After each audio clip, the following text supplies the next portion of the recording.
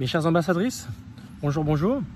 Alors voici ce troisième et dernier volet de ce Big Reset concernant les questions que tu dois te poser pour savoir véritablement si tu as besoin d'un accompagnement pour te sortir d'une relation toxique ou d'un harcèlement que tu peux subir dans un milieu privé, relationnel, en couple ou sinon en milieu professionnel, associatif, peu importe.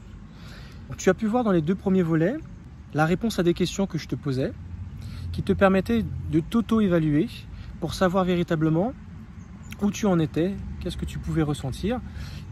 Si jamais tu ne faisais rien, comment les choses allaient évoluer.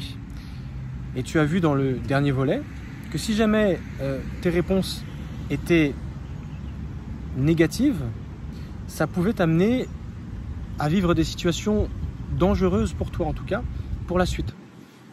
Alors, tu vas te poser la question, mais qu'est-ce que tu peux bien faire? Une chose qui est sûre, c'est que si tu veux des résultats, c'est avec une personne qui voit ta situation de l'extérieur. Quelqu'un qui n'est pas touché de près ni de loin par ce que tu peux ressentir et par ta situation. C'est ce qui permet d'avoir du recul et pour prendre des bonnes décisions, avoir un raisonnement, méditer sur la façon dont il faut voir les choses pour mieux savoir quelle direction prendre. Et ça, forcément, quand tu es dans une situation pour laquelle tu es la protagoniste, la personne touchée, c'est très difficile de faire ce travail. Et ce que je te dis là, c'est valable également pour moi. Si jamais je suis touché émotionnellement par une situation, bien que psychothérapeute, bien que professionnel de santé, je ne serai pas du tout à même d'avoir le recul nécessaire pour savoir quelle direction, quel choix prendre, quelle bonne décision prendre. C'est pour cette raison qu'en réalité, ce volet, il vient dans ce Big Reset, ce dernier volet, parce qu'il faut simplement ne pas oublier certaines choses. Si beaucoup de femmes, d'une manière générale, sont harcelées sur leur lieu de travail et qu'elles ont du mal à faire la nuance entre la drague au travail et lorsque commence véritablement le harcèlement, qu'elles se sentent gênées mais elles n'arrivent pas à réagir comme il faut, elles se sentent bloquées, intimidées par la situation, cette confusion qui demeure constamment entre « il me drague » ou est-ce que ça a été trop loin déjà? En tout cas, si toi tu te sens gêné, c'est pas normal. Même si tu ne réagis pas comme il faut, c'est-à-dire que tu le rembarres et tu lui dis ces 4 vérités et tu lui fais comprendre, même s'il n'y a pas ça, mais à partir du moment où tu te sens dans la gêne, c'est quelque chose qui n'est pas normal. Parce que souvent, les personnes qui ont été moralement, psychologiquement, sexuellement abusées, harcelées dans leur enfance, ils n'ont pas eu la réponse à ce genre de situation. Donc souvent, c'est le silence et le laisser-faire qui a été en fait leur réponse. Et donc du coup, tu ne fais que répéter ce que tu connais le mieux dans ce genre de situation, c'est-à-dire ne pas savoir quoi dire, quoi faire. Donc si tu es dans cette situation, ça prouve bien que tu répètes un cliché, tu répètes un schéma que tu as déjà vécu dans ton passé. Alors, ça veut dire que c'est assez dangereux parce que tu as développé des automatismes qui ne sont pas adaptés et qui ne sont plus adaptables. En tout cas, si tu décides de commencer à vouloir t'en sortir, il va falloir véritablement te poser la question comment j'aurais dû réagir et comment je vais pouvoir le mettre en place.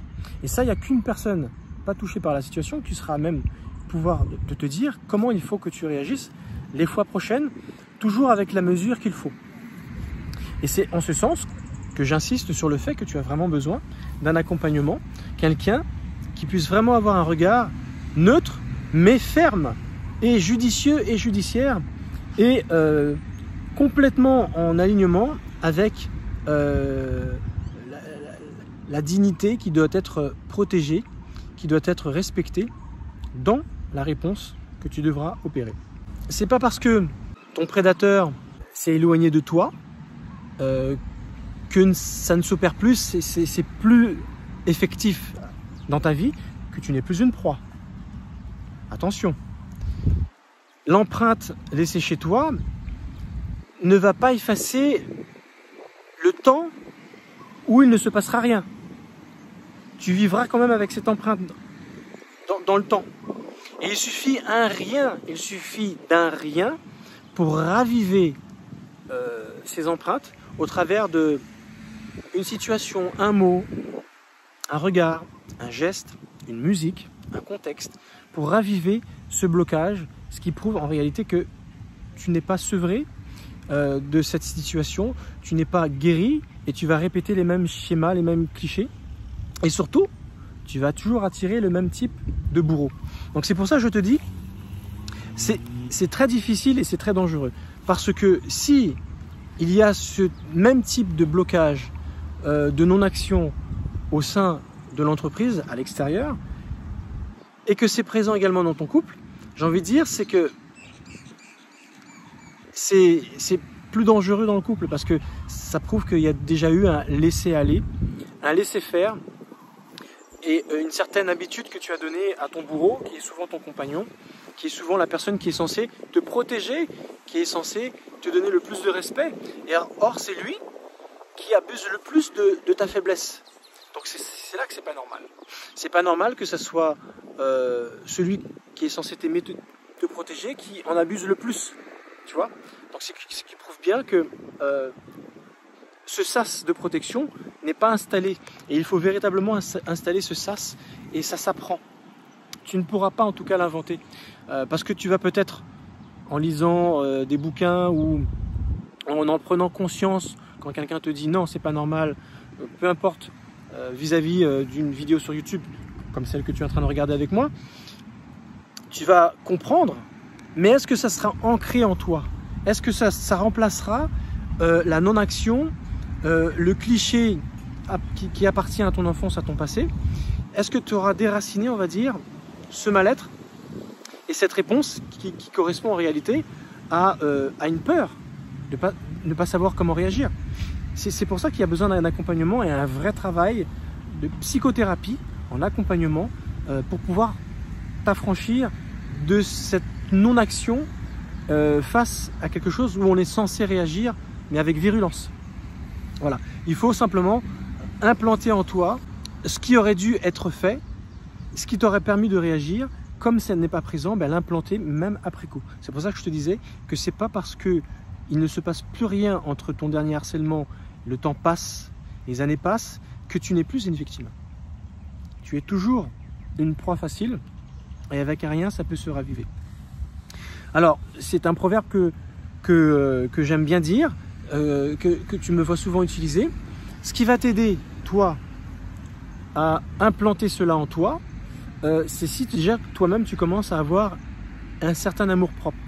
Hein, le proverbe qui dit « il faut aimer son prochain comme soi-même », ce qui veut dire qu'il faut commencer par soi. Il faut que tu apprennes d'abord à avoir de l'estime, de l'amour pour toi, te respecter toi. Et c'est peut-être parce que tu ne te respectes pas déjà toi que tu laisses les autres te traiter comme toi-même tu te traites. C'est-à-dire avec un manque de considération, un manque d'estime de soi, un manque de confiance en soi, etc. etc. Et c'est pour cette raison, souvent, les gens ne te prennent pas au sérieux et te manquent de respect. Voilà, littéralement. Travaille là-dessus. Alors, c'est très compliqué parce qu'il y a des barrières psychologiques, il y a des nœuds émotionnels qu'il faut dénouer, qu'il faut extirper complètement pour pouvoir implanter cette nouvelle donne. Je ne fais que te le dire, mais en réalité, c'est ce travail qui doit s'opérer au sein de l'accompagnement que je te propose. Tu vois le cheminement? En tout cas, voilà ce que je voulais te dire dans ce troisième volet. Réfléchis bien à ce Big Reset. Si au vu de ces trois volets que j'ai pu t'annoncer dans cette fenêtre qui nous donne un regard sur ton âme, tu te sens complètement en cible avec tout ce que j'ai pu te dire, il est temps que tu te mettes en action, que tu puisses t'entourer de cette motivation pour pouvoir t'en sortir, de prendre du temps pour toi. Prendre du temps pour toi, c'est te donner de la valeur, c'est commencer à t'aimer. Ça veut dire que tu le vaux, tu vaux ce travail pour toi. C'est ça que ça veut dire, commencer à avoir du temps pour soi. Et ça veut dire également générer un certain budget parce que le recouvrement de ta dignité a un coût, tout simplement parce que ta dignité vaux quelque chose. Tu vaux quelque chose et tu le mérites. Si tu ne passes pas ce cap-là de cette analyse, de ces 3 volets liés à ce Big Reset, hein, ça va être compliqué de passer aux autres étapes. C'est la première étape avec ces 3 volets, ces 3 questionnements. Si tu n'as pas réussi à passer ce cap, il va falloir que tu y restes un certain temps pour véritablement avoir l'état d'esprit qu'il faut pour passer aux étapes suivantes. Merci de m'avoir écouté. Je suis là pour t'aider justement à faire ce Big Reset sur ta situation de vie.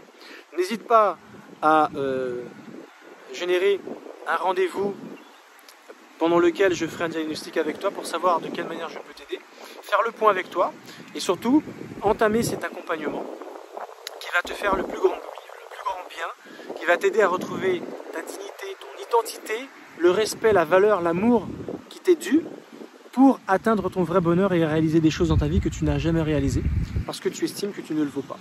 Et je peux t'assurer que tu le vaux. Merci de m'avoir encore écouté et je te dis à très bientôt pour un prochain volet dans l'étape suivante.